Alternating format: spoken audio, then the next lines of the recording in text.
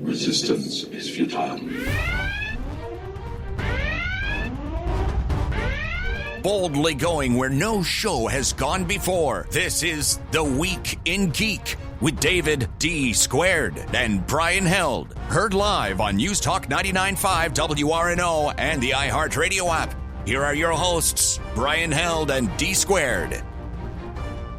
Greetings, people of Earth. This is The Week in Geek, your source for geek and pop culture news that's trending now. I'm your host, D Squared, along with Brian Held. Brian, how are you, buckaroo? Man, I'm good. Big thing that happened this week. Of course, we went and stopped by the Consortium of Genius show on Thursday night. They played with the Quaylords and Light and Sound. But I just stuck around for the Consortium of Genius guys. So wow, you're such a snob. Well, it was a school night. I had to get fair in. Enough. Yes. But it was a good show, and Jacob Regenbogen was our ticket winner. Oh, my God, really? Yes, he was. So we saw him out there. It was very cool. Sweet. Yes. All right. Let's lay out the show. What? We're going to do Top Nerd News. Yes. Then we're going to change it up. We're going to do This Week in Geek History because we have not one but two interviews. We've got the first one is from DC Comics. We've got Kami Garcia, Alys Arden, and Gabriel Picolo. Yep. And they're all talking about the Teen Titans Raven release that's going to be coming out July 2nd. That's Tuesday. And then we follow that up with Angel Medina, who is the headliner over at Showcase Comic-Con in Slidell. That's July 7th. Oh, my God. Yeah, coming up. I know. That's next weekend, and we're going to be there. So, a lot of cool stuff going on in the show. Skungy is he's on hiatus. He's still lost in Chicago, stumbling around the streets of Chicago looking for Cubs and beer. Well, I mean, he looks like a homeless guy, so he does. He should be out, make it out fine. I know. I had to tell him, look, stop wearing the Week in Geek logo, man. You're giving us bad press out there. All right, but let's start off the show as we always do with. And now, your top nerd news stories from around the world, brought to you by the Viridian Tea Company. Find them on Etsy. And now, your top nerd news stories.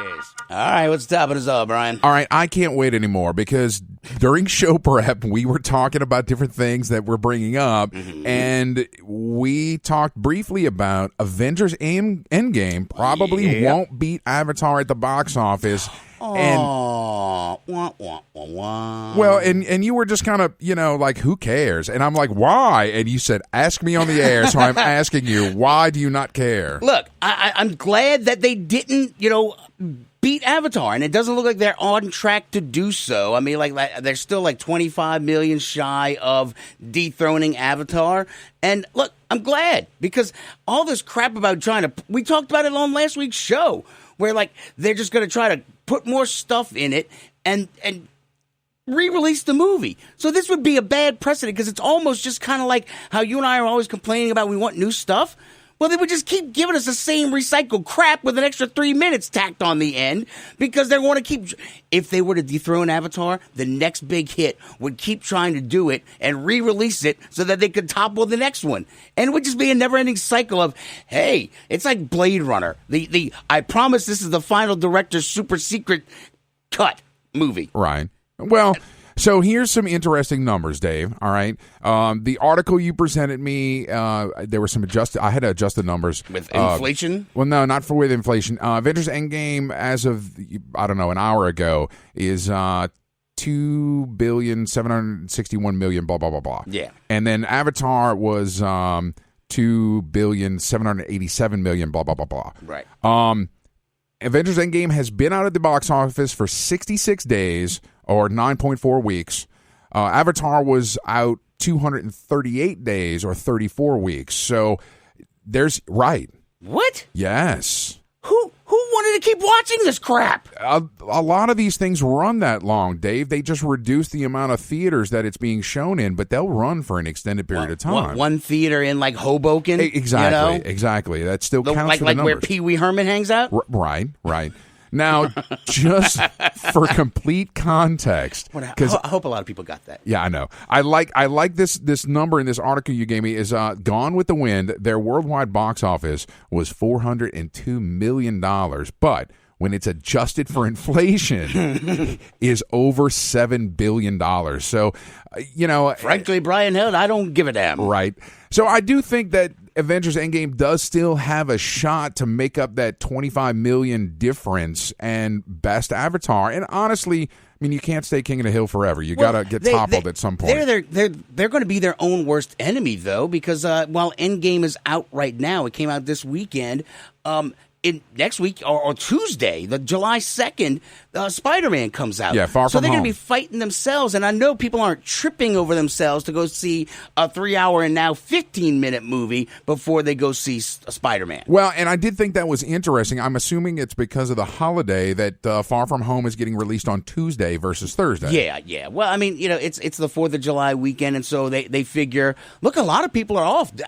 I'm shocked, honestly, Brian. I've been here at iHeart for, I don't know, 5-6 years now, and I just assume on holidays we work, because in radio you're always on the freaking air, and no, you're off Tuesday, Thursday and Friday, so it's an extended weekend for the country. Yeah. So I think them moving it up a couple of days is to enable them to get more people in the seats and have more days to sell out during this holiday weekend. Right. And moving it up 2 days, a lot of people have the whole week off. Yeah. And so look, those 2 days can make a big difference. I mean, we're seeing it right now. Oh, absolutely. I'm excited for it. I can't wait to see it. I can tell. Yes. It's palpable.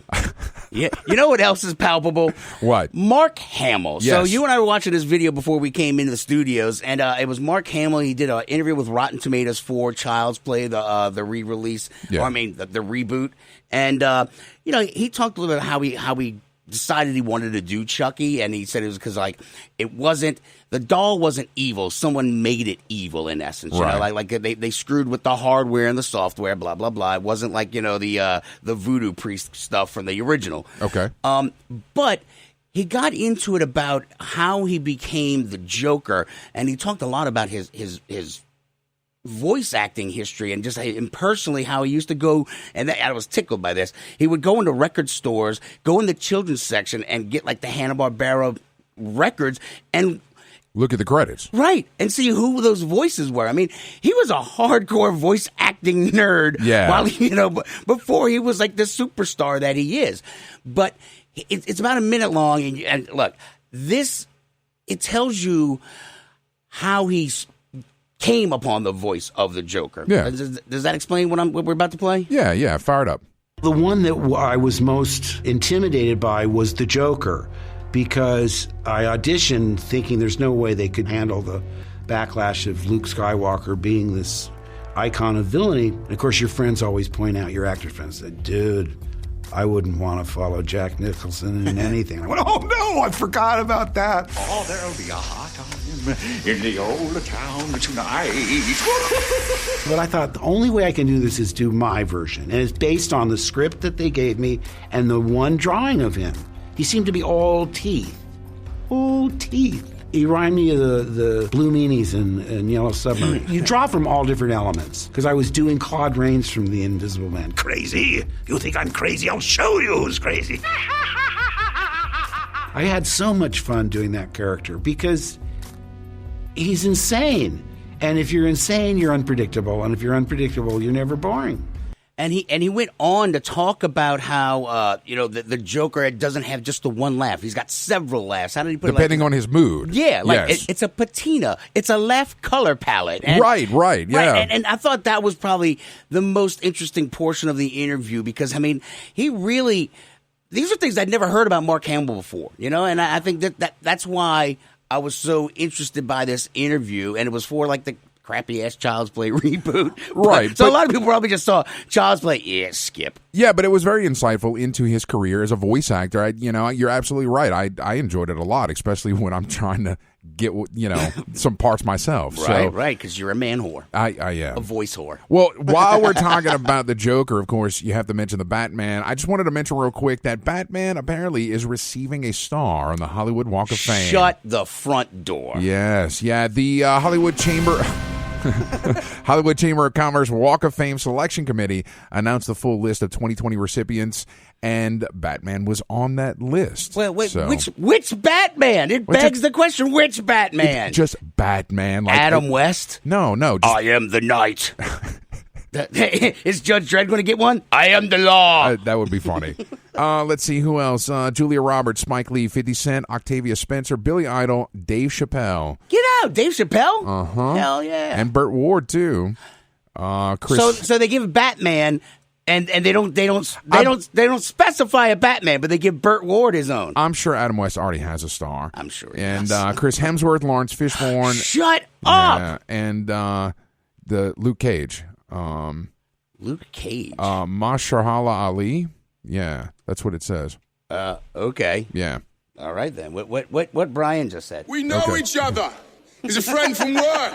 All right, I know we got to cut out pretty soon, but I wanted to talk about this real quick. This came across our feed, is that the fan-run steampunk convention Aethertopia has canceled its 2019 event. Now, I'm not sure exactly where this place is. It's somewhere in North America is where this event was being held. Well, technically, we're in North America. Yes, we are. But I think it speaks to a larger I wonder if it's issue. in Florida, because they in the article it said they would wait for the sales of MegaCon, which is in Orlando, right? Correct. That is correct. And so I'm assuming it must be in that area, because they say after MegaCon it wraps up, they see a huge uptick in their sales, and that uptick did not happen. Right. And now they're holding the bag, and the owner is saying he's going to refund people out of his pocket. Right, because basically they had a great previous year. And so that they've been using their ticket sales, their pre-sales, to buy all kind of different things to make the event bigger and better this year. Yeah, right. And that all that money has now been spent. Right. And so that's why he's coming out of pocket to refund everybody. So he's like, please just, we're going to kind of restructure and come back maybe stronger in 2020. But there are so many events on the schedule. And I know that oversaturation. It is, and a lot of people don't necessarily see it. We see it because we travel to so much stuff and attend so many events. And guys, look, if you want these events to succeed, you have to support your events. You have to support your local events. Go out, check them out, and we'll keep getting the community that we have. Right. So super, super important. Look, Brian, we're on the air right now, but let's screw it. Let's keep going on right now, because we can just skip This Week in Geek History if you want. I mean, we got like 4 more minutes left. Let's just keep doing this, because I want to jump into our photographer who's up at Mississippi Comic-Con. Yeah. And there's protesters out there for a sci-fi convention. And apparently, are they targeting cosplayers? Or are they just targeting everybody who reads comic books? Are they targeting LGBTQ? Because I saw one shirt that said, we're here to save or keep them from going to hell or whatever. I think that they're trying to touch a number of different communities by being out there, right? That they think they're hitting, all those target markets. Or target target groups. demo. Yeah, target demos. Yeah, but it's. What inspired this in them? I feel like it's you and I just got in the damn time machine and we're playing D&D again, and we're all a bunch of Satanists. Well, we don't normally touch on religion in this show, no, I know. But it's much like the folks from the Westboro Baptist Church, who are Christian fundamentalists, who are very much fire and brimstone, and we're all going to go to hell, and that's sort of like when you eat meat on Friday, right. And so that's sort of what these folks are coming from, as far as I can tell. Our feed has kind of, or at least my Facebook feed, has been blown up all weekend long. I keep seeing pictures of the protesters that are out at the Mississippi Convention Center in Jackson. So, and it doesn't seem like they want to save you. It's just like they're just blanket statements. You're all going to burn in hell. It's like, wow. All right. Well, cool. Thanks for that, man. Appreciate the update. I would imagine that you can engage them. I know folks in our community do go and engage them. I have seen like Deadpool, and here's it. All right, continue though. Well, I've seen people counter protest, like a Deadpool guy holding up a sign, all Neil Azad, right? So, our community does playfully try to engage them. Well, and I think that's the biggest issue, that you can't have a discourse with the people that are out there doing that. They are not there to change your mind. They're just there to let you know what they think about you. Because if you were to go, Brian, I mean, you and I are very even-keeled, emotionally stable, maybe not me, but we're emotionally stable and can have a civil discourse when we need to. Yes. Me, maybe not so much. Right.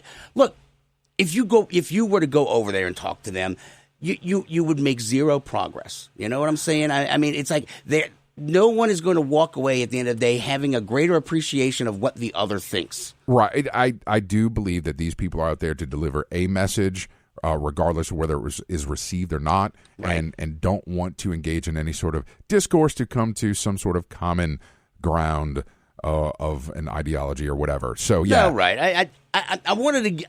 I didn't want to rush into just doing something else. I wanted to kind of just stay on this topic for a second. Okay. So, I mean, we can move past it now. But I just find it interesting, though, that all of a sudden they are kind of coming and Mississippi Comic-Con of all places, you know? I mean, it's really, where is it? It's up in Jackson? Jackson, Mississippi is where they're at this weekend. But normally, you know, like San Diego Comic-Con they or the get New 'em. York yes, they do, because those are the big ones. But it just struck me as so odd that they're going to some of the smaller ones. Just that we were having the conversation with AetherCon and some of these smaller conventions that are kind of getting, elbowed out, and there's just the oversaturation.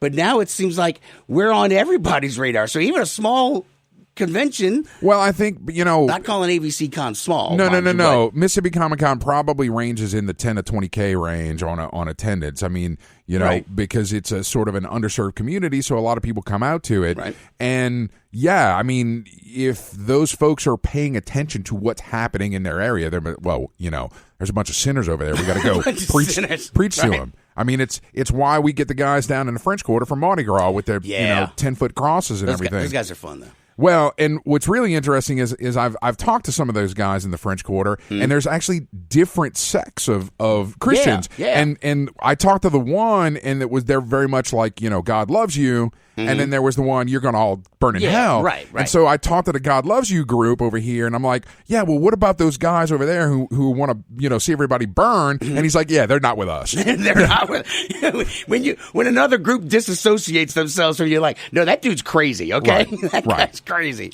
I don't know.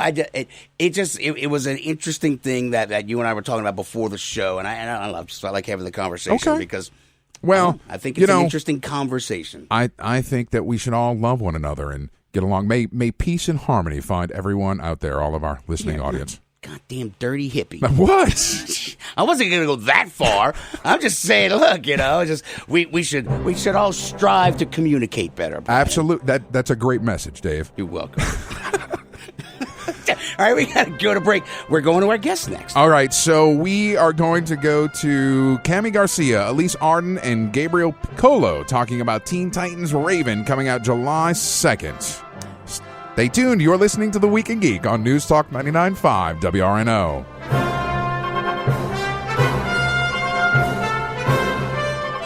ProSe Productions is a leading independent publisher on the cutting edge of new pulp and genre fiction today. At ProSe Productions, you'll find fiction featuring fast-paced action and adventure, larger-than-life protagonists, over-the-top characters, and tight yet extravagant plots. ProSe specializes in prose books, anthologies, audiobooks, and more. Go to prose-press.com to find our monthly release schedule and more info about our great titles. ProSe Productions is your first-rate publisher of new pulp fiction today.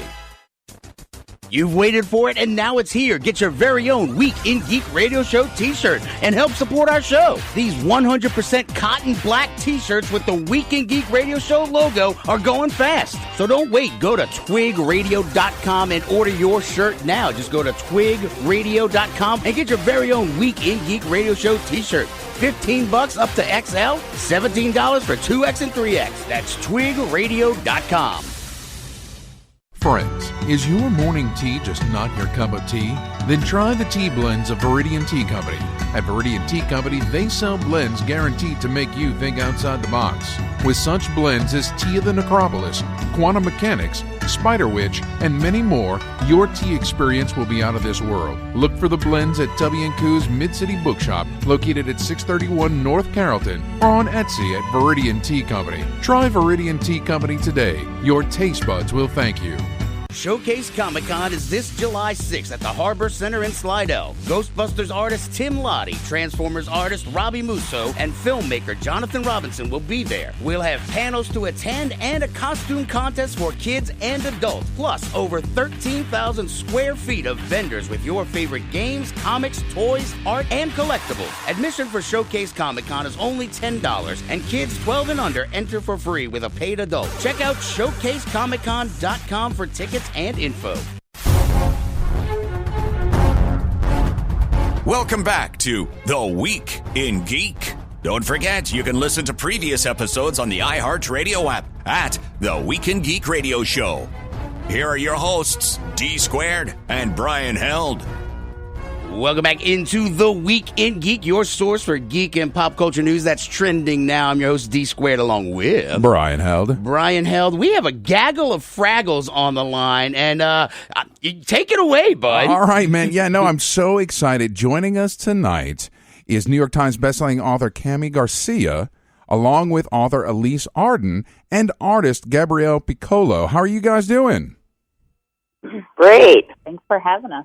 Oh, absolutely. Now, we are here to talk about a very special release that's going to be coming out on July 2nd. But before we get to that, Kami, I want to start with you. You are, like I said, a New York Times bestselling author. You have several novels under your belt, but we're talking here about a graphic novel. How was it to change the medium for you to write this?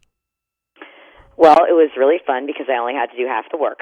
Okay. I had to write the script, and then Gabriel did all the art, so that made it way more fun than usual. And I love reading graphic novels, so it was really exciting. I'm a DC fan. It was very exciting to get to actually write one. Cool. Now, of course, I'm teasing everybody out there. The graphic novel we're talking about is Teen Titans Raven, right? Once again, coming out on July 2nd. And the show got an advanced reader's copy of this book, and oh my God, it's set in New Orleans, and I couldn't be more excited about it. Kami, why New Orleans? New Orleans is my favorite city. It's actually pretty prominently featured in. Yeah, it's as my family's from the South, from North Carolina. They'd be angry that I like New Orleans better, but that's the reality. I love the city. My Beautiful Creatures series that I co-wrote with my friend Margaret Stoll has several scenes in New Orleans. Our movie was shot there. I basically use all the excuses I can to come and write about the city so I can just hang out there. Man, you should just move here, right? Well, listen, I hang out at Alys's, so that's like Okay, all right. And of course, Alys, you're here because you helped Kami make sure that she got everything right about New Orleans in this book, right? Yeah, so everyone can come after me. No, it's look, I read it, and all of the references, I mean, even the little things like referring to it as NOLA and instead of New Orleans is just key to New Orleans. Right. Ugh. Yeah. No, that's good stuff. Yeah. So, and of course, Alys, you've been on although it go was ahead. pretty easy. Kami does a lot of research, and like she said, she's been here many times before, so it wasn't exactly, taking a red pen and marking up tons of pages, but we had fun discussing certain idiosyncrasies for sure. Okay, no, that's cool. And Gabriel, let me bring you in on the discussion here. You're the artist for this. I love your art style. It's not like super detailed, but I can tell. Is that watercolor that you're using in there? It's still digital artwork, but I try to emulate a little bit of watercolor. All right, because I mean, there's just these highlights of color throughout the deal, and it's got this really impressive look to it. The blacks are very bold. Yeah. So, I mean, have you been in New Orleans before? I mean, are you just looking at reference photos for this stuff, or? So I relied a lot on reference photos from Kami to when I was doing the book. At some point this year, I went to New Orleans. It was an incredible experience. Like, it's a really, really unique city. It was actually nice because I got to draw all the stuff that I was seeing, all those famous landmarks. So that was really cool. No, and Gabriel's calling us from Brazil right now. What? I know, right? Oh man, and yeah, I'm based in São Paulo, Brazil. Wow, and what I thought one of the things that really jumped out at me, there was this one particular panel, and there's two characters who were speaking, and in the background was the St. Louis Cathedral, and it couldn't be anything but that. You know what I'm saying? So you, Gabriel, yes, did an excellent job at just recreating the city. So, Kami, let's talk about the story itself, because this is a bit of a reimagining of Raven's origin, right? Yeah, I started with kind of the core story canon of the characters, but this is a little more focused on Raven as a teen, and it's a little more grounded, so it still has like a big magical feel, and she still has powers, but we're focusing a little more on what it's like when she's first experiencing those powers. And in the beginning of the novel, her foster mom dies, and so she actually relocates to New Orleans to live with her new aunt and her daughter. And so it's cool because she's like experiencing New Orleans for the first time. She's experiencing her powers for the first time, which are kind of mystical and cool in the same way the city is. It's the perfect place, honestly, for this book. There's like nowhere else I could have said it. Man, that's awesome. Because you're right, I love this city so much. It's like in my soul, you know? I feel like it was interesting because when I was discussing with, some of the fancy editors at DC about where to set the novel, and they said, you write Southern Gothic, we would love for you to set it in the South. And I literally said, what about New Orleans? And they were all like, oh my gosh, that's the perfect place for Raven. With ancestral kind of magical, realism, and there's like superstition and spirits and cemeteries. It's the perfect place for her. Oh, yeah. It's better than Alabama. Right. Oh, man. So, the character Raven from the Teen Titans was originally created by Marv Wolfman. And didn't you have a conversation with him about this? Yeah, I did. It was a little intimidating, except for luckily he's the nicest guy. He's very experienced. And I just asked him what he thought I should do. And it was interesting because he said, the kind of goal of this line is to be able to attract new readers that might not be familiar with the characters. And he said, I really want new readers to find Raven and the Teen Titans because they're such great characters, and you should just do what you want. So obviously I didn't really do that. I still looked at the history of the character and all of that because I want fans to enjoy it. I'm a fan. Yeah. I wanted to kind of take the things that were great about her and, add to it, not necessarily take away from her. Right. Now, if I'm not mistaken, you at one time were a teacher, right? Correct, 17 years. Yeah. So as I'm reading through this book, is your intended audience for this a YA, young adult? So it is a YA, but most of my books have a big crossover adult audience because I have a lot of history and mystery and kind of magic. But also, I think the Teen Titans in general have a huge crossover audience. Yeah. Oh yeah, absolutely, absolutely. Now, we don't want to give away the whole story, right? But no. I think that there are some contemporary, issues and stuff that we're covering in this book. Just a real kind of slice of life because we're seeing teens in high school. Do you want to talk about some of that, about how you're touching on current issues? Yeah, I mean, we're really looking at kind of found families, what it's like to be a teenager and have to kind of define yourself despite maybe what who your parents are, what they believe, or, who you think you're supposed to be. That's why it's kind of cool, Raven, losing her memory. It's almost like she gets a clean slate and she gets to determine who she wants to be. And then obviously there's some twists, but she has to decide, am I gonna define myself, or am I going to be defined by others and by my family? And Gabriel did a really amazing job of creating a vulnerability in her through the art, making her look like a real teen was really, I think, the key to this, and that was all Gabriel. Well, and yeah, no, I just the art style is just incredible. I enjoyed seeing all that stuff. And Gabriel, how long have you been doing this art? You mean the process of the book? Well, I mean, just in general. Oh, in general, I've been doing professionally for 3-4 years, but drawing, I would say, I've been drawing all my life. Right. Especially when I was in high school and I was getting into cartoons and comics-related cartoons, such as Teen Titans, and then I think that was my first spark. at starting to draw. Like, I wanted to emulate all the stuff that I was seeing. I wanted to create my own characters. I wanted to draw those characters, and that's how it began. Do you ever kind of struggle with like the emotions on their faces when you create the faces of these characters? That's a really good question. I feel like I need to. It takes me some time to understand the character, because at the beginning of the novel, I had to tweak something here and there, because I wasn't really sure how they would act, how they would behave. Mm-hmm. And as the book goes on, I got so much more comfortable with those characters, because I felt like I knew them better. Nice. Oh yeah, good deal. So, Alys, you've been like super quiet back there. I mean, tell me. Well, we haven't been calling on you, so it's very rare for an Orleanian to be quiet. I realize this. Absolutely. So, tell me about your involvement with this process. I mean, was it just a whole lot of back and forth, or what was going on? I mean, I think it was pretty organic. So I write young adult novels that take place in New Orleans. And Kami and I actually met in New Orleans a few years ago at an event, and, have been friends ever since. So I was really excited, of course, when she decided to set Raven here.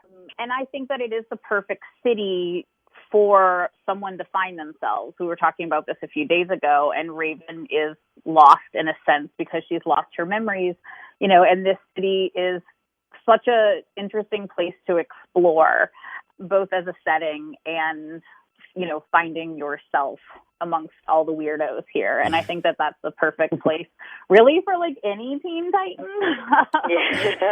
So sometimes I think it's really obvious questions that someone asks you, and then sometimes it's not something obvious and you're reading it and like, oh, like that isn't how it happens here. Is that how it happens other places? And when Gabriel came to New Orleans, it was amazing because most of the book had already been drawn. So it was really cool to take him to the places that he had already drawn, and he could see the real life version, which is a really interesting thing to experience, because normally you're taking someone around in a really nascent stage of a project where they're just doing research and all of that. I think the interesting thing about writing New Orleans is always like, how much of the weirdness do you show and what is too much? There is not too much weirdness. You got all of it. When you can go from like downtown New Orleans, like the French Quarter, and go over one block and you're in a cemetery, but as long as you don't go one block over, you're in the bayou. That's what drives me nuts, because you're not in the bayou or one block away from downtown New Orleans.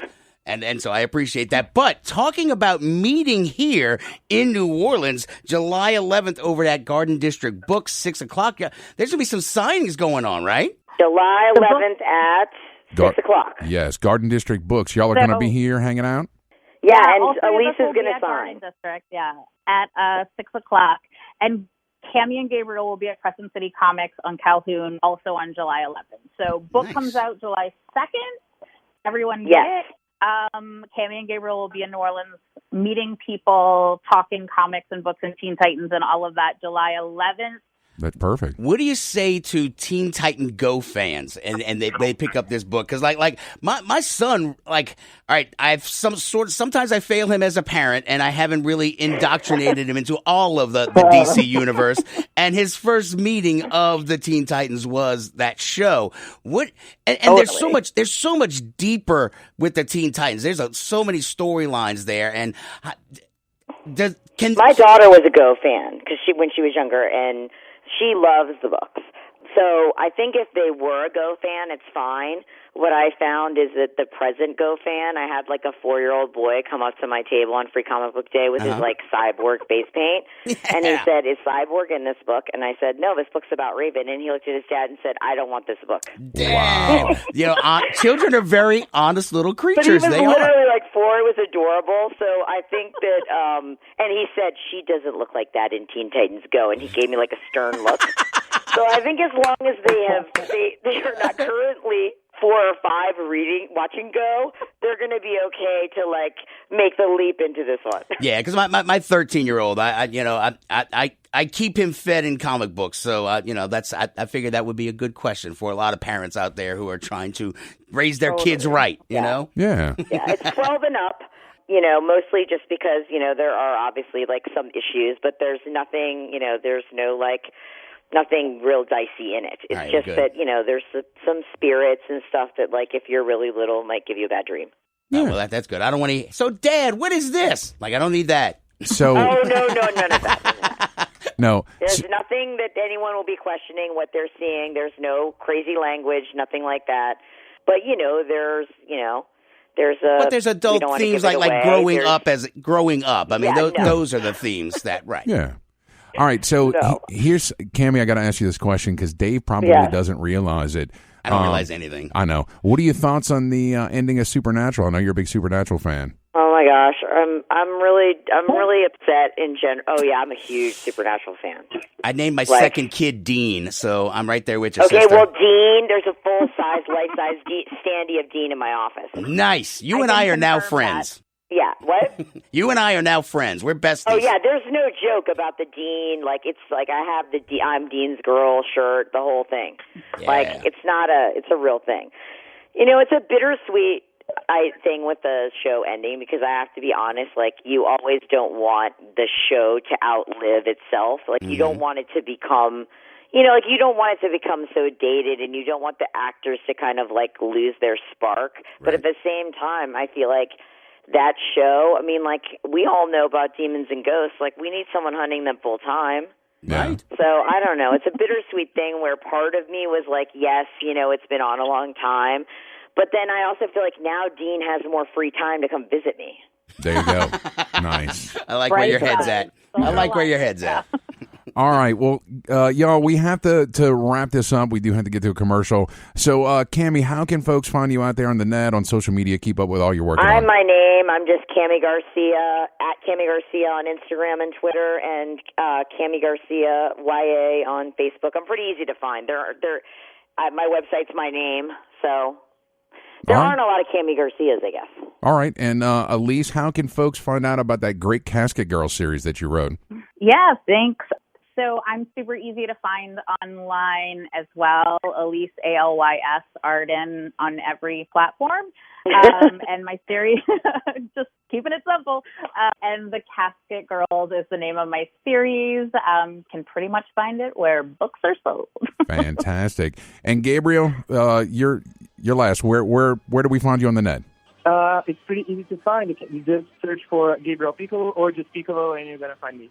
All right. Yeah, he's very big on Instagram. Nice. All right. Y'all thanks so much for being on. Y'all hang tight for me for a second.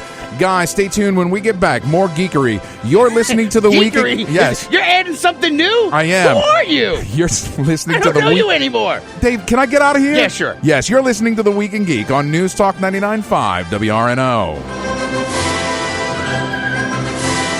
ProSe Productions is a leading independent publisher on the cutting edge of new pulp and genre fiction today. At ProSe Productions, you'll find fiction featuring fast-paced action and adventure, larger-than-life protagonists, over-the-top characters, and tight yet extravagant plots. ProSe specializes in prose books, anthologies, audiobooks, and more. Go to prose-press.com to find our monthly release schedule and more info about our great titles. ProSe Productions is your first-rate publisher of new pulp fiction today. You've waited for it, and now it's here. Get your very own Week in Geek Radio Show t-shirt and help support our show. These 100% cotton black t-shirts with the Week in Geek Radio Show logo are going fast. So don't wait. Go to twigradio.com and order your shirt now. Just go to twigradio.com and get your very own Week in Geek Radio Show t-shirt. $15 up to XL, $17 for 2X and 3X. That's twigradio.com. Friends, is your morning tea just not your cup of tea? Then try the tea blends of Viridian Tea Company. At Viridian Tea Company, they sell blends guaranteed to make you think outside the box. With such blends as Tea of the Necropolis, Quantum Mechanics, Spider Witch, and many more, your tea experience will be out of this world. Look for the blends at Tubby & Coo's Mid-City Bookshop, located at 631 North Carrollton, or on Etsy at Viridian Tea Company. Try Viridian Tea Company today. Your taste buds will thank you. Showcase Comic-Con is this July 6th at the Harbor Center in Slidell. Ghostbusters artist Tim Lottie, Transformers artist Robbie Musso, and filmmaker Jonathan Robinson will be there. We'll have panels to attend and a costume contest for kids and adults, plus over 13,000 square feet of vendors with your favorite games, comics, toys, art, and collectibles. Admission for Showcase Comic-Con is only $10, and kids 12 and under enter for free with a paid adult. Check out ShowcaseComicCon.com for tickets and info.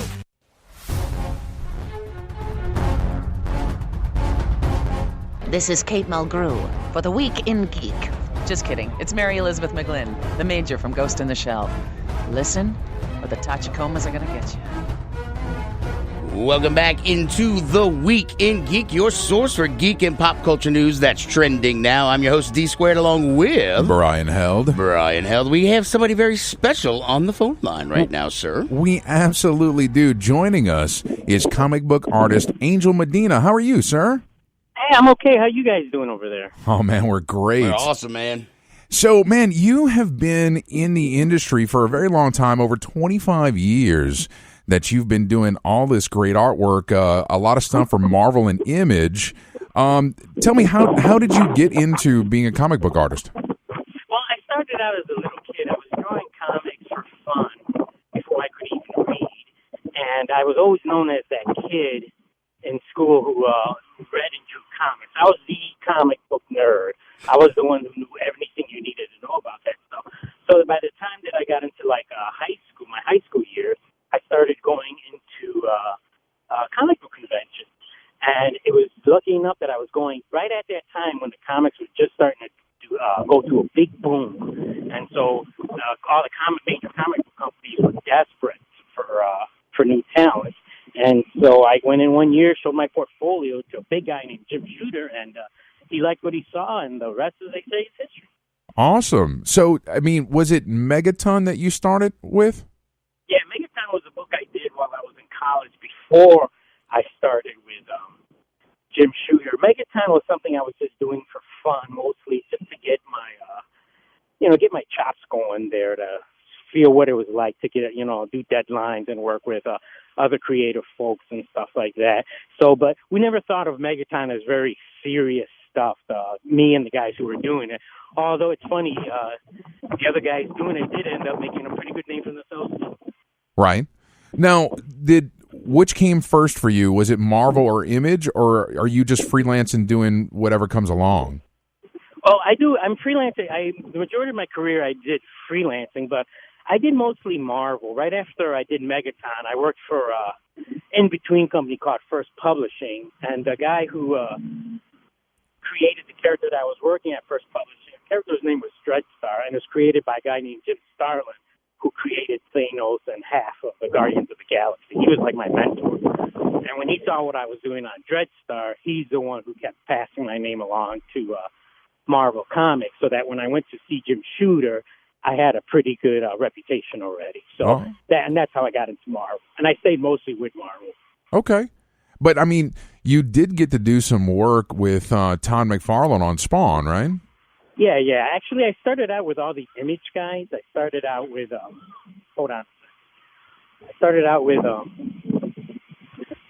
Image guys on Megaton, but Todd wasn't one of them, but he was one of their friends. And so in the mid-'90s, I had a minor dispute with the editors at Marvel.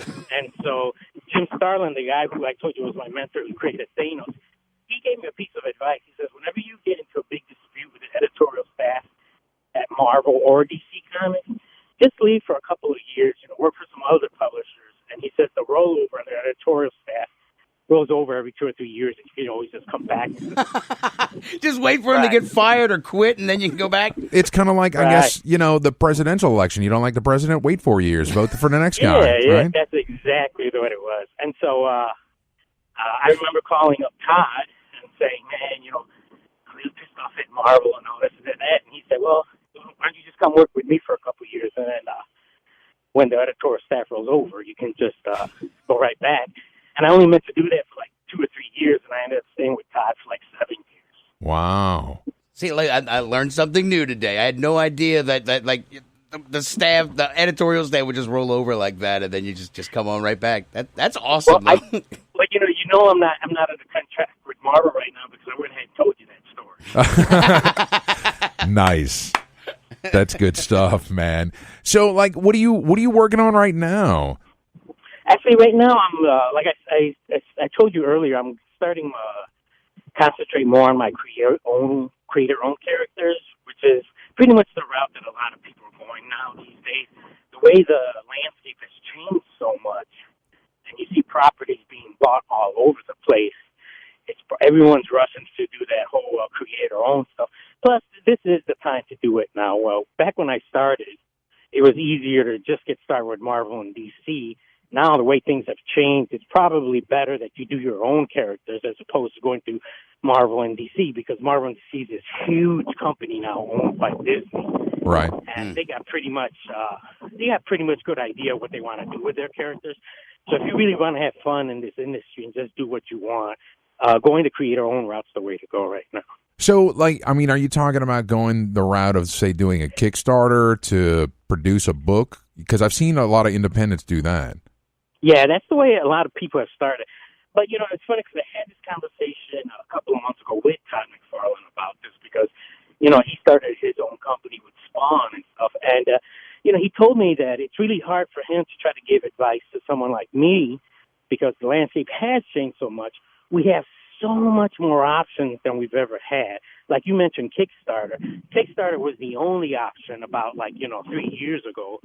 Now there's so many GoFundMe type sites out there, and now some are even starting out just for business, that it's pretty open right now on the way you want to go. So me personally, I'm not even thinking about that because I'm just thinking creative-wise. I'm trying to write the stories and draw the pages.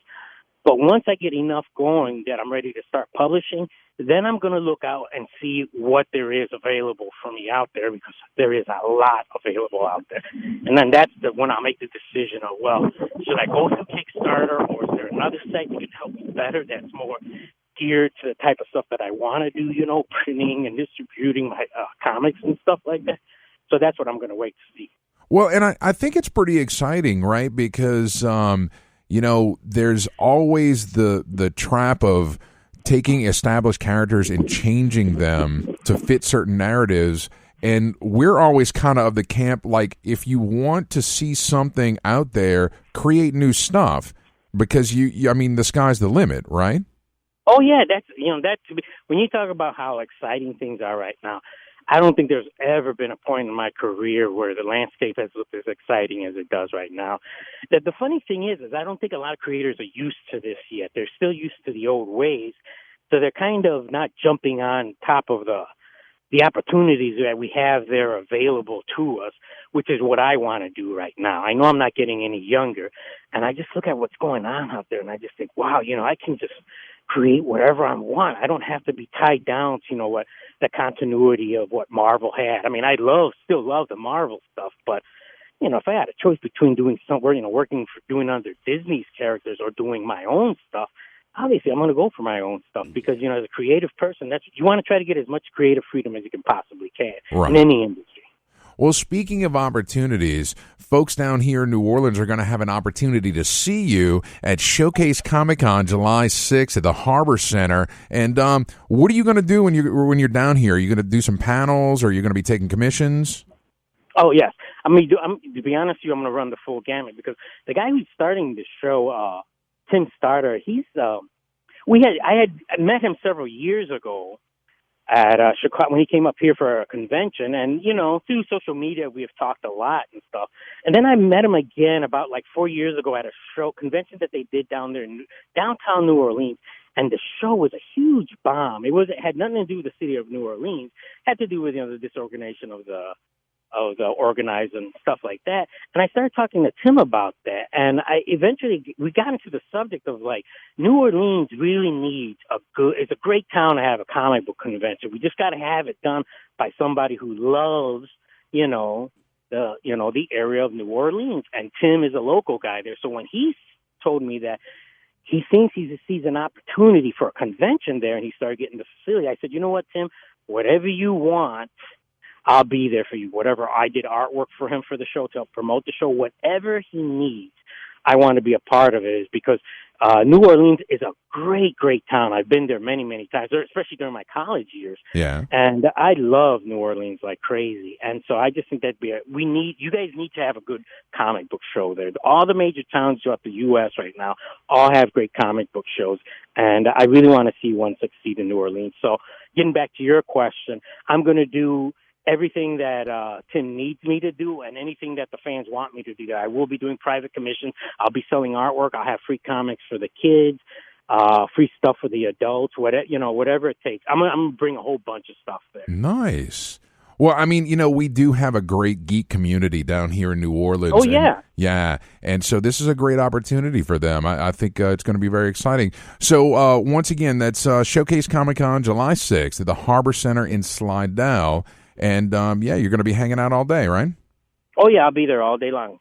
All right. As soon as they open the doors, as soon as they close the doors, and probably after they close the doors, because the great thing about being part of the geek community is how, they just, we get into these conversations when they close the door, we're always still there talking, about an hour or so afterwards. Oh, yeah, absolutely. All right, well, Angel, it's been a pleasure. We do have to get to our commercials, but social media, how can folks out there find you, see what you're working on? Oh, just go on Facebook. That's my primary one. Once you go on Facebook, which is open to everyone, my Facebook fan page and stuff, any links to any other stuff will be on there. Any information you need on my stuff will be on there. All right, that's good, man. Well, thanks so much. We'll talk to you again soon. Hey, thanks a lot for having me, guys. I really appreciate it. Yes, sir. All right, Brian, that's just going to about do it for us, too. So, as always, though, we want to strongly urge you to check out the Facebook page, facebook.com/The Week in Geek. Check out our website at twigradio.com. Follow us on Twitter at twigradio, and the Instagram's The Week in Geek. Now, Brian, how can people listen to this lovely show? Well, if you miss any part of tonight's show or you want to catch your favorite part again, you can always find us on Spreaker.com or download Spreaker for your smartphone or tablet. We're also on iTunes, YouTube, Google Play, Stitcher, Spotify, the iHeartRadio app, and Showcase Comics. There you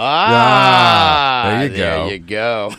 All right, who we got next week, Brian? I am still working on those bookings now, so I don't have an announcement. Slacker, man.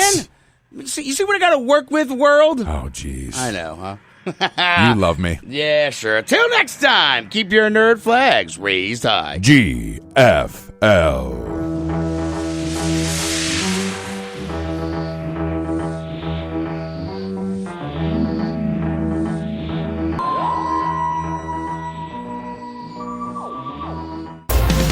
Walton and Johnson, making mornings great on News Talk 99.5 WRNO FM, New Orleans. An iHeart radio station.